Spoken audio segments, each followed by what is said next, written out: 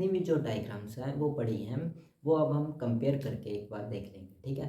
सबसे पहले हम रिफ्रैक्टिंग सरफेस किसका करेंगे, कन्वेक्स का। कन्वेक्स में भी दो केसेस हैं, when object lies in radial medium और when object lies in denser medium. और कनकेव के भी वैसे ही दो केसेस हैं, ठीक है। सबसे पहले हम कन्वेक्स रिफ्रैक्टिंग सरफेस का देखते हैं। सबसे पहले हमने क्या पढ़ा था, ऑब्जेक्ट कहाँ पे लाई कर रहा था, रेडियल में, और जो इमेज थी वो क्या थी, रियल।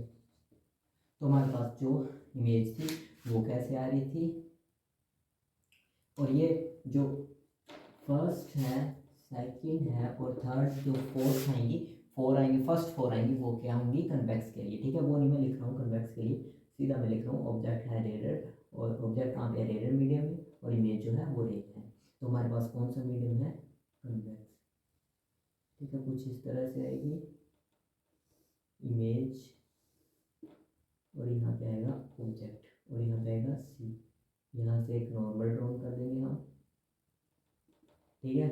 अब जो ऑब्जेक्ट की इंसिडेंट रे है वो यहाँ पे टकराएगी, और जब हम फर्स्ट मीडियम से सेकंड मीडियम में जाते हैं, मतलब कि रेडियल मीडियम से डेंसर मीडियम में जाते हैं, तो मूव टूवर्ड्स द नॉर्मल, और इमेज कहाँ पे आएगी, यहाँ पे। अब आपको आई और आर का तो पता चल गया होगा ना, ठीक है। सिंपली अब जब आप आई और आर निकालते हो तो ए ओ सी और ए आई सी ट्राइंगल ही लोगे, ठीक है। ये सिंपल है। यहाँ से एक परपेंडिकुलर आता है ए एन, जिसको हम स्टेप नंबर थर्ड पे क्या कर देते थे, n is sorry step number fourth में या फिर थर्ड में था, n is approximately equal to e के इक्वल कर देते थे, ठीक है। और यहाँ पे जो स्नेल्स लॉ हमारे पास कौन सा लगता था, that is equal to sine i upon sine r. जहाँ पे ऑब्जेक्ट होता था उस मीडियम को हम लिखते हैं नीचे और दूसरे मीडियम को लिखते हैं ऊपर। और जो हमारे पास आंसर आता था, जो फॉर्मूला आता था रेडियल मीडियम के लिए, that is n one minus के n one upon u plus के n two upon v, that is equal to n two minus के एन वन अपॉन आर, ठीक है। वैसे ही कन्वेक्स में ऑब्जेक्ट जो है रेडियल मीडियम में है, और जो इमेज है वो है वर्चुअल, ठीक है। ऑब्जेक्ट है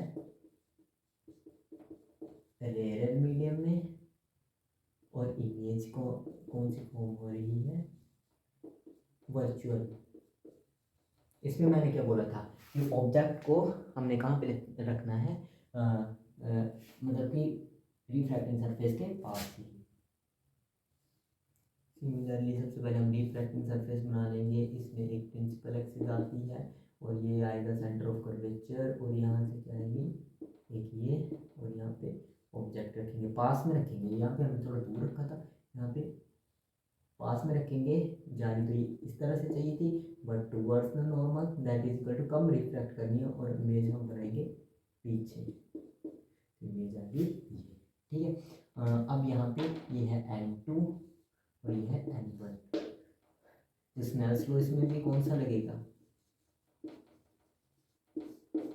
that is equal to sine i upon sine r, that is equal to जहाँ पे ऑब्जेक्ट लाई करता है उससे पहले वाला n2 अपॉन n1, ठीक है। और जो फॉर्मूला हमारे पास बनेगा वो भी जाएगा n1 upon u plus n2 upon v, that is equal to n2 minus n1 upon r, ठीक है।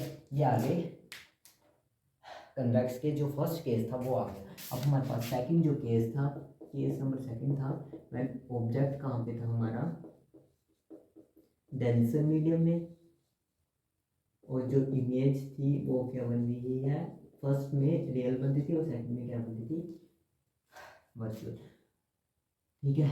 अब हम बनाएंगे रिफ्रैक्टिंग सरफेस, इस तरह से आ जाएगा, बीच से कौन सी जाती है, प्रिंसिपल एक्सिस, प्रिंसिपल एक्सिस यहाँ पे आएगा सी। अब सी से हम एक नॉर्मल ड्रॉ कर लेंगे।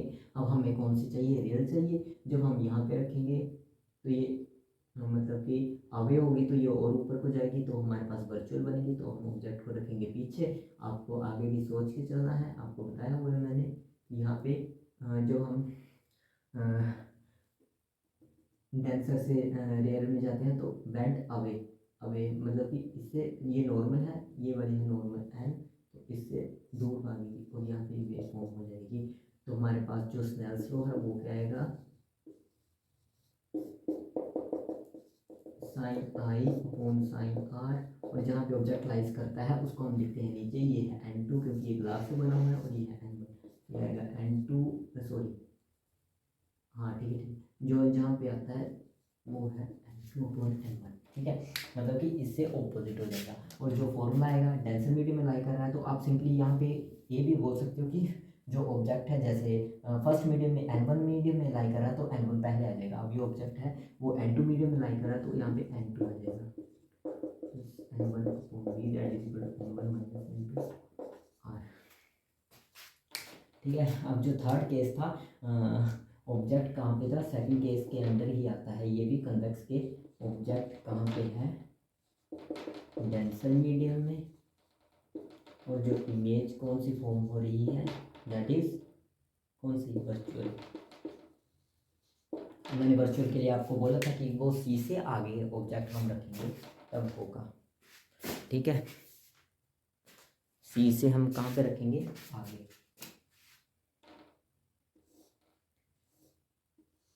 यहाँ पे देखो, यहाँ पे है ये आएगा सी, इसे हम पहले नॉर्मल ड्रॉ कर देंगे, ये है प्रिंसिपल एक्सिस, और यहाँ पे ऑब्जेक्ट हम इस तरह से रखेंगे।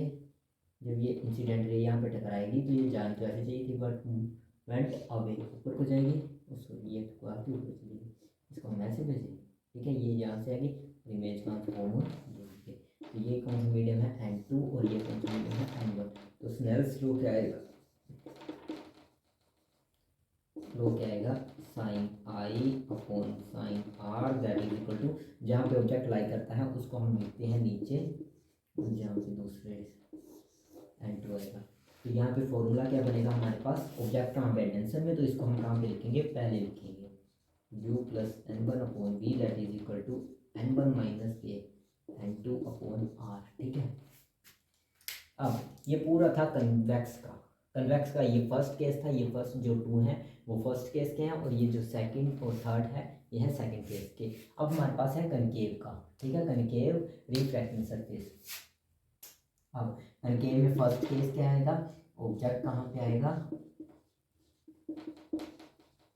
रेयर मीडियम में, और जो इमेज कहाँ पे फॉर्म होगी, इमेज कौन सी फॉर्म होगी, वर्चुअल, दोनों में ही वर्चुअल इमेज फॉर्म होगी जब हम केस नंबर फर्स्ट लेंगे और जब केस नंबर सेकंड लेंगे।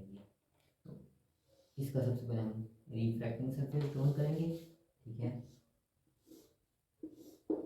जो सेंटर से जो पास करती है इसको हम पोल ले लेंगे और इसको हम इधर से ले लेंगे। अब ये कोई ना कोई सेंटर बनाएगा इस तरह से।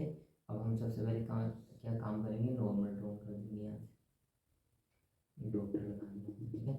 अब देखो, अब हमें ऑब्जेक्ट कहाँ रखना है, पीछे रखना है, ठीक है। क्यों रखना है, आपको आगे की सोच के चलना है, मैंने बताया हुआ आपको। ये कुछ जाइए इस तरह से। अब जब हम डेंसर सॉरी इस तरह से जाएगी ना, तो ये टूवर्ड द नॉर्मल, तो समथिंग यहाँ पे आएगी इमेज, ठीक है। और यहाँ पे ये मीडियम है n1 और ये मीडियम है n2। स्नेल्स लॉ हमें क्या बोलता है, Snell's law that is equal to sine i upon sine r, जहाँ पे ऑब्जेक्ट लाई करता है उसको हम लिखते हैं नीचे, और जो दूसरा ऑब्जेक्ट दूसरा मीडियम है उसको हम लिखते हैं ऊपर। और जो हमारे पास फॉर्मूला क्या आएगा, ऑब्जेक्ट कहाँ पे लाई कर रहा है n1 में, तो n1 क्या आएगा हमारे पास, पहले आएगा n1 upon u plus n2 upon v that is equal to n2 minus n1 upon r। अब लास्ट केस है कनकेव का, that is second number case है। ऑब्जेक्ट कहाँ पे आएगा, डेंसर में, और जो इमेज हमारे पास ये भी क्या होगी, वर्चुअल ही आएगी। जब हमारे पास वर्चुअल इमेज आएगी तो ऑब्जेक्ट कहाँ पे है, डेंसर में, ठीक है, इस तरह से आ जाएगा। इसको हम यहाँ पे लिख देंगे, यहाँ पे सी हमारे पास आएगा ये, क्योंकि सेंटर इसका बनेगा, इस सर्कल का बनेगा सेंटर। तो यहाँ से एक हम नॉर्मल ड्रॉ कर लेते हैं, ये आ गया, ये ऑब्जेक्ट आ गया। जब हम डेंसर से रेयर में जाते हैं तो बेंट आवे या टूवर्ड आवे ना, यहाँ पे इमेज यहाँ पे फॉर्म हो जाएगी, ठीक है। तो हमारे पास जो स्नेल्स लॉ है वो कौन सा आएगा, sine i upon sine r, जहाँ पे ऑब्जेक्ट लाई करता है उसको हम लिखते हैं नीचे और जो दूसरा ऑब्जेक्ट है उसको लिखते हैं ऊपर। अब जो ऑब्जेक्ट है यहाँ पे जिस मीडियम में ऑब्जेक्ट लाई कर रहा है उसको हम लिखते हैं पहले n2 upon u plus n1 upon v that is equal to n1 minus के n2 अपॉन r। तो ये 6 केसेस थे, हमने एक साथ भी पढ़ लिए, ठीक है। अब देखो जहाँ जहाँ पे रेयर मीडियम में ऑब्जेक्ट है, ये भी ऑब्जेक्ट रेयर मीडियम में है, ये भी ऑब्जेक्ट रेयर मीडियम में है, इसका जो फॉर्मूला देख लो सेम आएगा, और ये भी ऑब्जेक्ट रेयर मीडियम है, इसका फॉर्मूला भी सेम आएगा, और इन तीनों का फॉर्मूला वो है जो सेम आएगा, मतलब कि इसका भी सेम आएगा, इसका भी सेम आएगा, इसका भी सेम आएगा, और इसका सेम आएगा, इसका सेम आएगा, और इसका सेम आएगा, ठीक है।